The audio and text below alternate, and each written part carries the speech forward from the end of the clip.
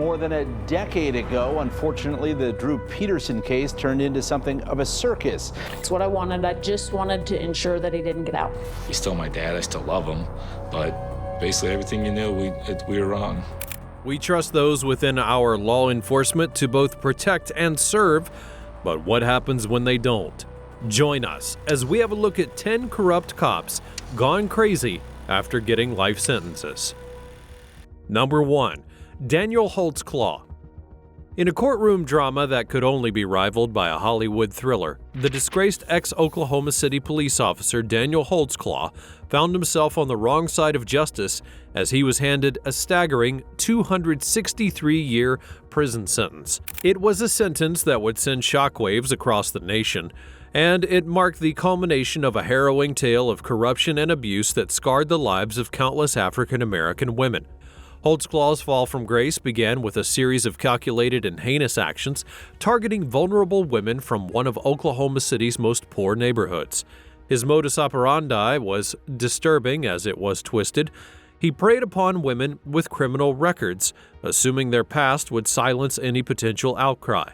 From groping to assault, the horrors inflicted by this rogue officer knew no boundaries. This case was even more chilling because Holtzclaw, whose father served as a police lieutenant on another force, had managed to evade justice for far too long. All of his victims were African-American women who faced a daunting uphill battle in a pursuit for justice. The trial drew sharp criticism when an all-white jury was selected, sparking protests and cries of racial bias, but justice, though delayed, would not be denied. The sentencing of 263 years sent a resounding message, a victory not only for the 13 brave women, known as the OKC 13, but countless others who have suffered in silence for centuries. The case highlights a long-standing battle against racism, oppression, and the assault that black women have endured. Holtzclaw's attempt to seek a new trial based on alleged evidence withholding was swiftly denied. His sister runs a blog dedicated to telling her brother's untold story, but the weight of evidence against him is undeniable. His defense team would struggle with continues in appeals, but the walls of justice closed in on him. The stories of his victims are harrowing. Janie Liggins, a grandmother of 12, recounted a traumatic encounter that could have ended in tragedy, while Sade Hill, intoxicated and vulnerable, fell victim to Holtzclaw's deceitful promises. And that's not all, because each one of his victims will have to live with the immense suffering and trauma that he's inflicted not only upon them, but their loved ones as well. Number 2. Derek Chauvin. Derek Chauvin is a former police officer who's known for his involvement in the death of George Floyd. He was convicted of murder for kneeling on Floyd's neck, which sparked global protests and revolutionary change in America. The former police officer, whose name became synonymous with cruelty, would be sentenced to slightly over 20 years in jail. The historic ruling occurred almost 7 months after he pled guilty to federal charges of violating George Floyd's constitutional rights in a tragic event that took place in May of 2020. In a stinging rebuke of his behavior, the district judge, the voice of justice in this dramatic courtroom drama, minced no words, calling the treatment of George Floyd offensive and unconscionable, leaving everyone wondering how a man that was sworn to protect could descend into such darkness.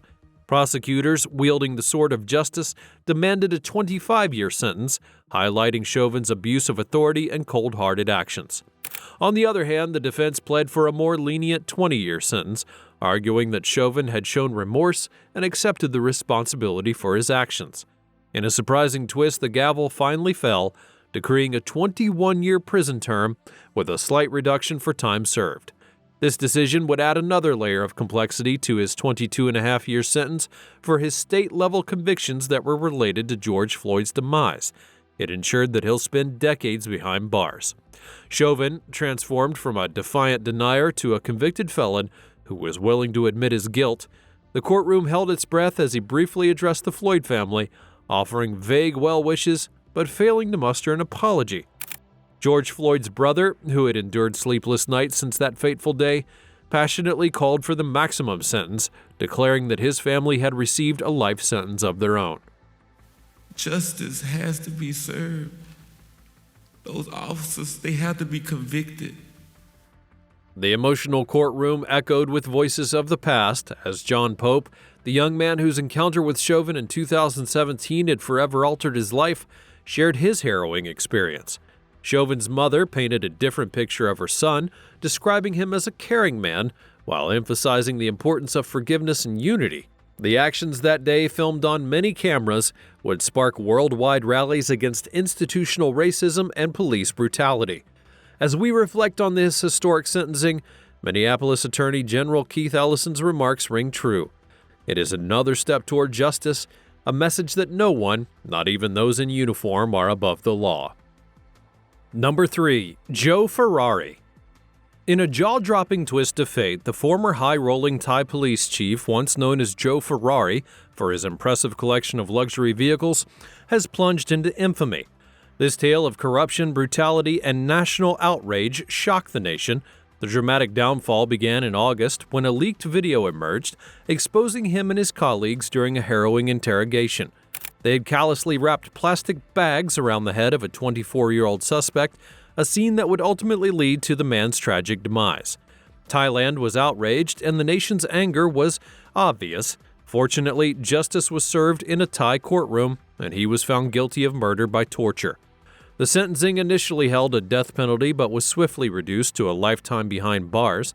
The court's leniency cited Ferrari's attempts to acknowledge his actions against the victim and his payment of funeral expenses for the bereaved family. However, Ferrari was not alone in facing the music, as 5 out of 6 accomplices in the brutal interrogation were convicted of murder and handed life sentences that would forever change their lives, with another officer receiving a lesser punishment thanks to his cooperation in the investigation. Outside of the courtroom, the family would express their anguish, stating that everyone involved needed to learn their lesson, and tears echoed as AFP news agency reported the heart-wrenching ordeal. When the shocking video went viral, Ferrari had fled his post but ultimately surrendered to authorities, and in a press conference he claimed that the suspect's demise was a tragic accident, vehemently denying any intentions to take his life. He also rebuffed a claim of demanding a bribe during the encounter. The alleged torture unfolded after the suspect was instructed to double a previously agreed bribe for his release and that of his girlfriend. When he refused, tensions would flare, which led to the disturbing incident that rocked Thailand. This scandal struck a nerve in a nation where the police had long been accused of incompetence and corruption. In addition to this, Ferrari's lavish lifestyle had also fueled the fires of public outrage. Living in a luxury home in Bangkok, he possessed an astonishing fleet of at least 42 vehicles, which included a rare Lamborghini worth approximately 1,000 times more than his monthly salary. The rise and fall of Joe Ferrari serves as a reminder of the consequences of unchecked power and corruption within law enforcement. Thailand, like many nations, has been forced to confront its own demons as justice seeks to cleanse the tarnished badge of honor worn by its police force. Number 4. Michael Dotro. Former Edison police officer Michael Dotro's life took a jaw-dropping twist that reads like a Hollywood crime thriller. In a shocking turn of events, this corrupt police officer went off the rails after being slapped with a hefty 20-year prison sentence. Dotro's wild journey into the abyss began when he set fire to the home of his own superior officer, Captain Mark Anderko, with the captain and his family still inside. What's truly mind-boggling is Dotro's utter lack of remorse. Not only did he fail to apologize to the terror-stricken family, but he also showed no regrets for tampering with witnesses or for the other officers who had lost their careers due to their alliance with him. As the judge handed down the sentence, Dotro, with a poker face, remained silent. It was as if he was living in a different reality. His sentencing would be part of a plea deal and was the culmination of a dark saga that spanned 5 years, during which his actions would plunge the police department into turmoil. Charges were brought against Dotro as far back as 2013, and the prosecutor worked tirelessly to cleanse the police department of corruption.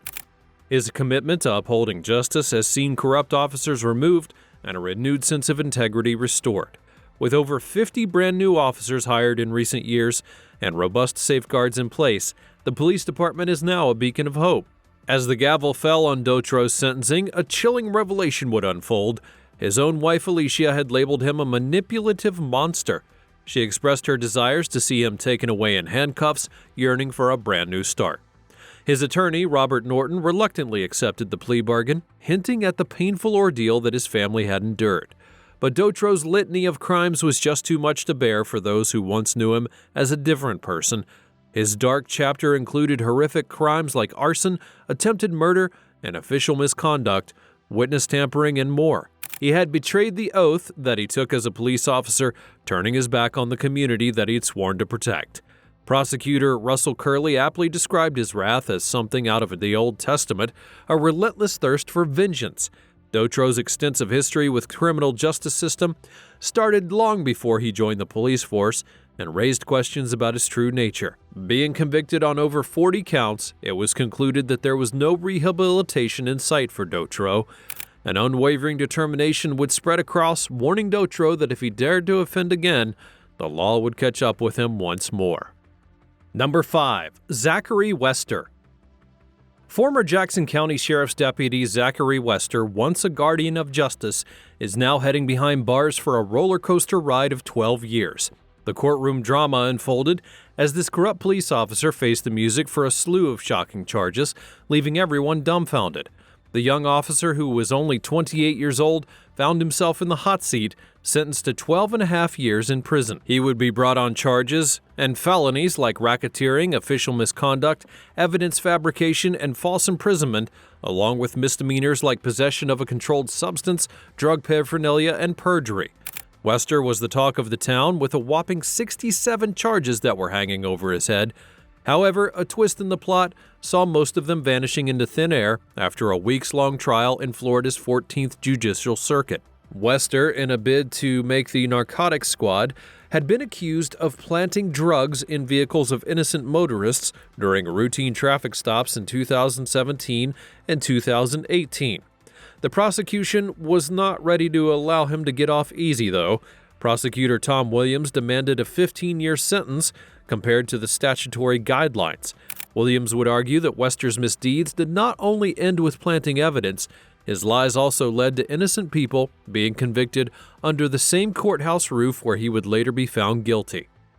Williams passionately declared that Wester's actions shattered the trust of the public, a trust that they had willingly placed in their government for safety and protection. He emphasized that with great power came great responsibility, and Wester had blatantly violated that sacred bond. During proceedings in the courtroom, one victim, by the name of Teresa Odom, would seize the moment to speak her truth. She bravely faced Wester, revealing how he had robbed her of her credibility and her precious role as a mother and grandmother. Her heartfelt words struck a chord that he would never truly know what he had done to her until he had children of his own. But there is more. In a twist, a flurry of letters, almost 50 of them, would arrive in the courtroom, all in support of Wester. Friends, family, and his wife Rebecca would all paint a different picture of the fallen officer. They described him as a compassionate and loving man who was always ready to lend a helping hand. Defense attorneys would make one last-ditch effort to secure Wester's freedom, along with appeals, but the judge was having nothing of it. With 18 counts against him, which included the bombshell for racketeering, there was no escape. Number 6. Eric DeValconaire. In a shocking turn of events, a former Kansas City police officer by the name of Eric DeValconaire, who was once entrusted with upholding the law, had been handed a life-altering sentence. DeValconaire would be placed on trial for the tragic massacring of Cameron Lamb in 2019. And before you think that's the end of the story, you should brace yourself for the unexpected twists and turns in the saga. DeValconaire, a white police officer, was facing 6 years in prison for the involuntary manslaughter and armed criminal actions. The courtroom drama unfolded as the judge, in a rare move, would order these sentences to be served concurrently. It's a sentence that has left the world in awe. And what's even more astounding is that the officer, despite his convictions, was not behind bars as you may expect. He's actually walking free on bond while his legal team mounts an appeal. The decision raised eyebrows and ignited controversy. Some argued that justice was delayed and denied, while others saw it as a sign of the legal system's complexities. Lamb's mother would call the sentence a fair decision during an emotional news conference. However, the pain that she endured was far from over. She had hoped that the case would serve as a wake-up call to the entire police community and the city itself. and Lamb's stepfather echoed her sentiments, expressing the hope that the case would bring about much-needed change.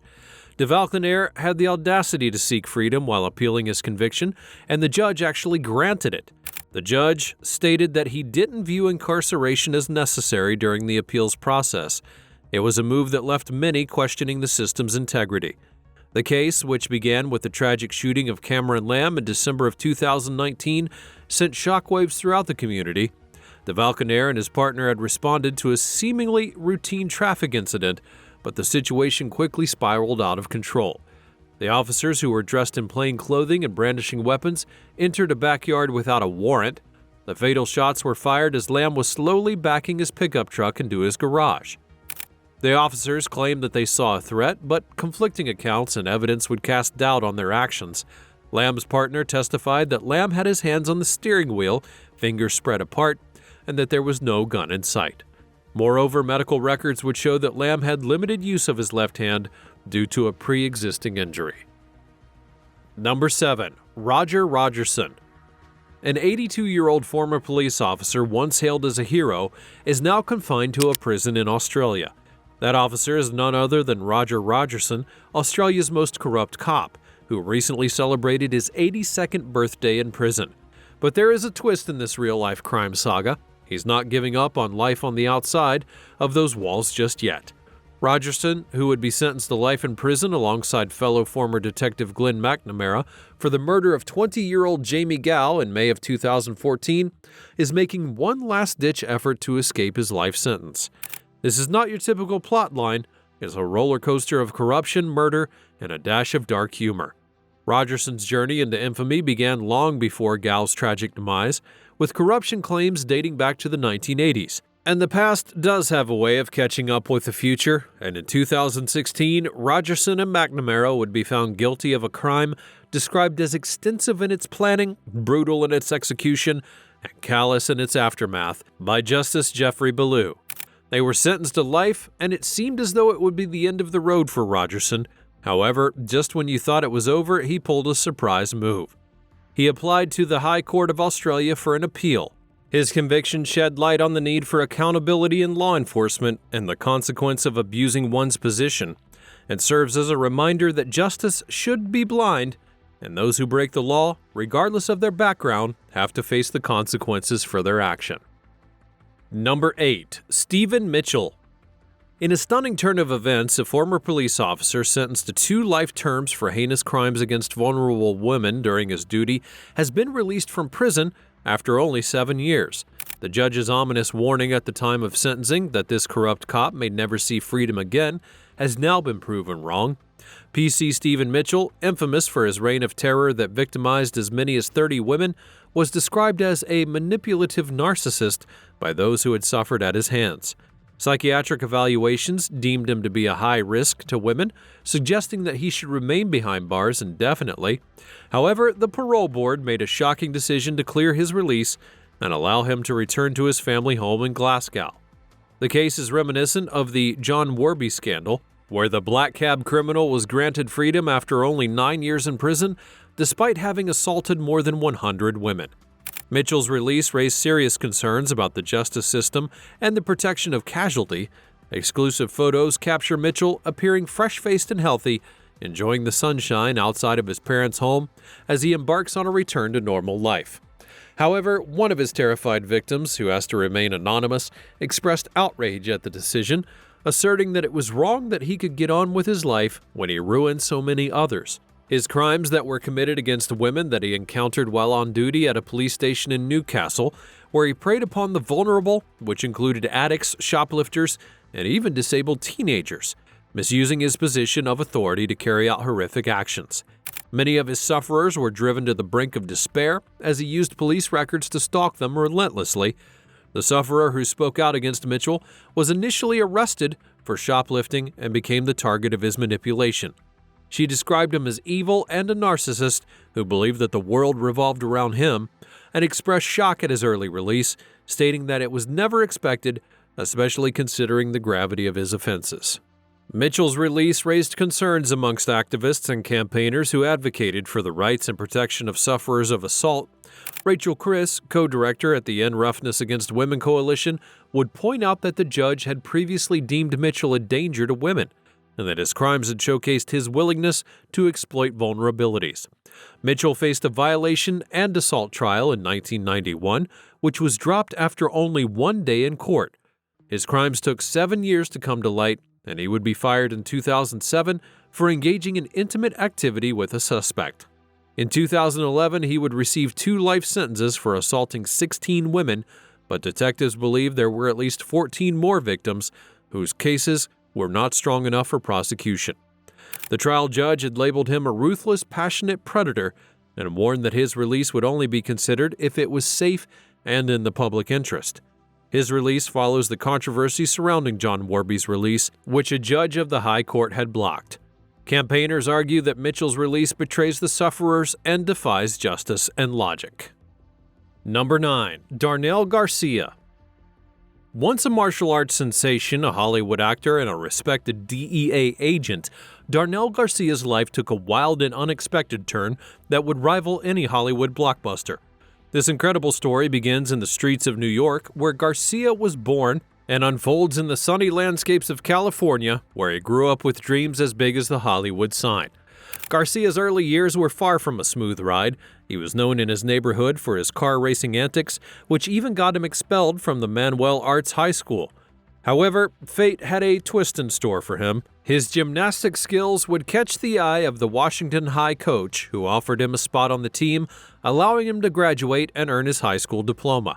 After working in a steel plant and an aircraft company, his life took another turn when he was drafted to the Army in 1966 and continued as he became a military policeman, earning 7 letters of commendation during service. The real twist in his tale comes when he joined the DEA after a stint in the Los Angeles Police Department, and in 1985 he made headlines by standing up against a transfer to Detroit, claiming national origin discrimination. A legal battle ensued, leading to his triumphant reinstatement in 1986 by the U.S. Ninth Circuit Court of Appeals, and the real shocker, however, was yet to come. In the early 1990s, Garcia, along with fellow agents John Jackson and Wayne Countryman, faced court proceedings for drug theft and money laundering. In a dramatic turn of events, Garcia would be sentenced to 80 years in prison for his involvement in narcotics trafficking and money laundering, while Countryman received 5 years. Locked away for 2 decades, his life could have been a tragic story of a promising career gone astray. However, his indomitable spirit and determination would keep him going. After serving 21 years behind bars, he was finally released, ready to take on a new chapter of his life. From martial arts championships to the silver screen, from military service to battling with the DEA, his life story was nothing short of a roller coaster ride. Number 10. Drew Peterson. Former police officer Drew Peterson would once be hailed as Police Officer of the Year, but found himself in the throes of an extraordinary twist of fate. The disgraced ex-officer earned notoriety for being convicted of the murder of his wife and seemed to have taken an unexpected liking to his new life behind bars. In an exclusive interview from the confines of a maximum security federal prison in Terre Haute, Indiana, he revealed that his current situation was a far cry from the conditions he had endured in a former facility. With a hint of sarcasm, he quipped that his previous cell resembled that of a horror movie, with urine and feces smeared on the walls, and likened the sorry state of his mattress to something that was unfit even for a dog. But there is a twist. Peterson, who is now 65 years old, sees his new federal prison as an upgrade, almost as though he's living the dream. This revelation was all the more astonishing considering the heinous crimes that he committed. His journey from a celebrated officer to a convicted criminal begins with the demise of his ex-wife, Kathleen, in 2004. He was subsequently sentenced to 38 years for her murder and an additional 40 years for a conviction that related to a plot to take the prosecutor's life who had put him away. The threat that he posed to prison security would lead to his transfer from the state prison to the federal. However, what truly thrust him into the national spotlight was the disappearance of his fourth wife, Stacy, in 2007. Despite vanishing without a trace, no charges would be filed against him in connection with her case. Peterson did admit to concerns about the prosecutor eventually implicating him, and throughout 2 separate 15-minute interviews, his unwavering assertion of innocence was striking. He had maintained that he'd done no harm to either of his wives, suggesting that there was still hope for Stacy's return, while citing cases of women reappearing years later. Surprisingly, he claimed to have no prison romance and expressed regret about his failed relationships outside of the walls, musing about how he should have remained a bachelor given the dismal outcomes of his attempts at love. Incarcerated until at least 2081 and still appealing his murder-for-hire conviction, Peterson places the blame on his defense attorneys for mishandling the case. He intends to challenge the Illinois Supreme Court's decision to uphold his murder conviction in federal court.